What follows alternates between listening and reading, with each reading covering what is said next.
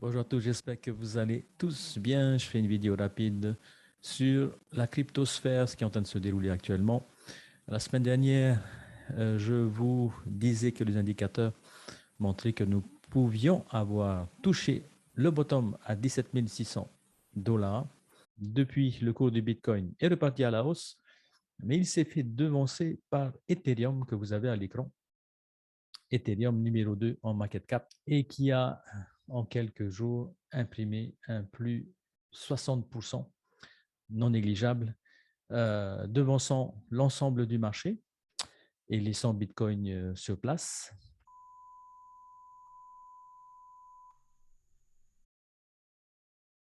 Alors, à noter qu'Ethereum est sorti de son canal avant tout le monde, donc le canal que l'on suivait notamment sur Bitcoin, dans lequel il avait oscillé pendant un mois avant de faire son breakout. Donc, avec les élèves BMA, nous avons pu identifier la zone qu'il pouvait atteindre sans aucun problème et qu'il a atteint ici aux environs des 1500 dollars. Actuellement, Ethereum fait une pause. C'est généralement souvent de cette manière que ça se passe. Le leader finit par se calmer, ce qui fait pumper le reste du marché. Bitcoin en a profité, bien entendu. Donc, il y a un facteur qui participe à la remontée du Bitcoin, c'est le dollar index qui est en train actuellement de corriger. Ici, on va identifier en daily une zone de support sur lequel le dollar index pourrait revenir rebondir.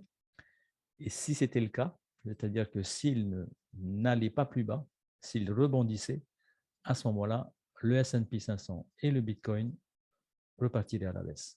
Il faut bien noter, toujours sur le dollar index, que le niveau auquel nous sommes actuellement n'a jamais été atteint depuis décembre 2022.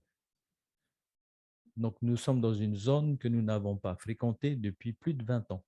Historiquement, les plus hauts sont à 161 et aux environs des 120, ce qui pourrait, au vu de l'actualité, de l'inflation, de la hausse des taux d'intérêt, on pourrait imaginer que le dollar, même s'il corrige actuellement, a de fortes chances de repartir à la hausse pour toucher au moins son précédent plus haut, ce qui serait bien entendu néfaste pour les actifs et les cryptoactifs. En attendant, Bitcoin profite de cette correction du dollar index et il n'y a pas que lui, puisque le S&P 500 fait également de même après avoir ici touché un bottom la semaine dernière.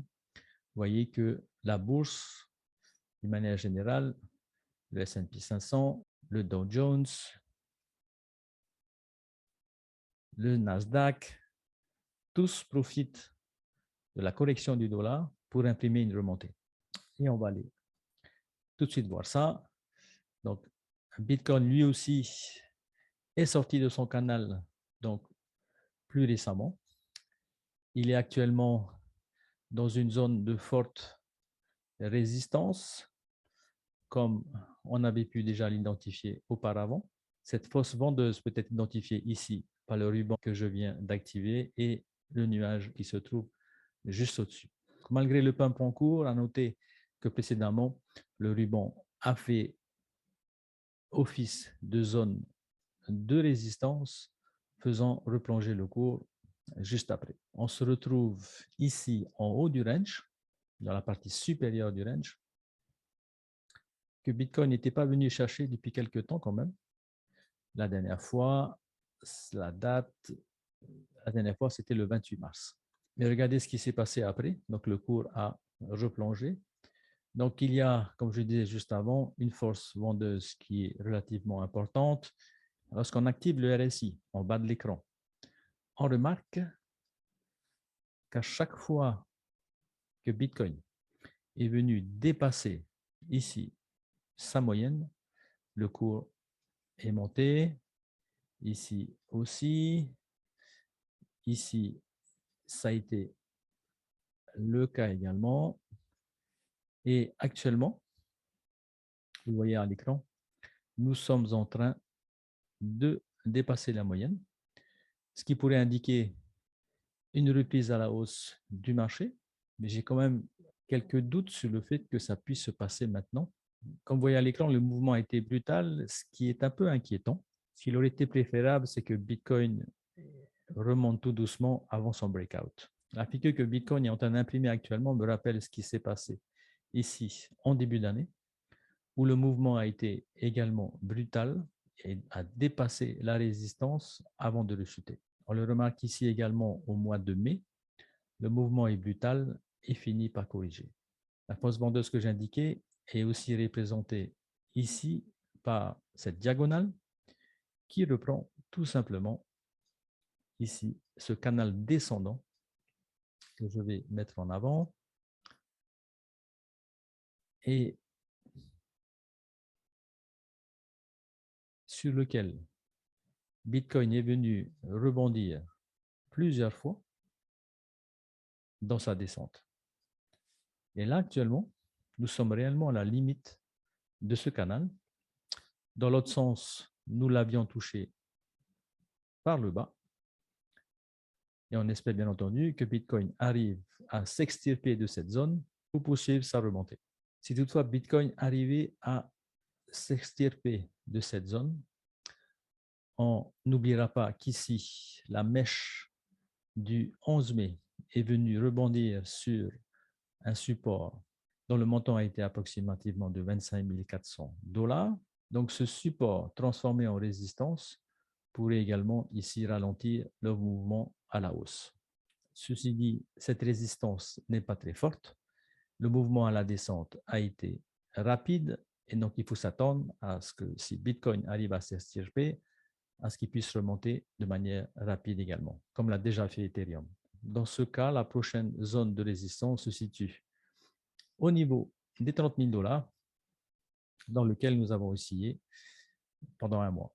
Malgré ces bonnes nouvelles, j'aimerais quand même attirer votre attention sur le fait que précédemment, lorsque Bitcoin a touché ses plus bas, il a mis quelques temps avant de s'extirper de sa zone.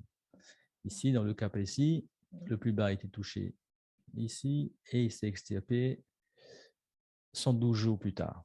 Dans du graphe de 2015, nous avions, je l'ai déjà dit précédemment, eu deux bottoms. Celui-là a été insufflé par le S&P 500, donc pas directement lié qu'à la crypto-monnaie. Vous remarquerez que le cours est resté dans cette zone à peu près 280 jours. Donc, pensez que la tempête est passée, que Bitcoin repartirait à la hausse maintenant, ce serait très optimiste, pas irréalisable, mais très optimiste, vu l'histoire. Et donc, si Bitcoin restait ici dans cette zone environ 200 jours, ça voudrait dire que nous resterions à peu près dans cette zone jusqu'à la fin de l'année, avant espérer une remontée. À court terme, que pourrait-on attendre du Bitcoin? Si Bitcoin n'arrivait pas à s'extirper de cette zone, il faut s'attendre à un retracement qui pourrait éventuellement venir retoucher le plus bas du canal, en espérant que Bitcoin ne vienne pas dans la zone des 17 600 que nous avons identifié comme pouvant être le bottom selon les indicateurs historiques que nous avons étudiés. Dans ce cas-là, les traders, donc je ne m'adresse pas aux investisseurs à long terme, les traders ont une opération à jouer pour shorter le marché ici et se repositionner en bas du canal. À suivre donc dans les prochains jours, je n'hésiterai pas à vous faire une nouvelle vidéo. Si vous avez aimé celle-ci, n'hésitez pas à la liker, à vous abonner à la chaîne et à cliquer sur la cloche pour être notifié à chaque fois que je ferai une vidéo. Voilà les amis, à très vite, merci, ciao.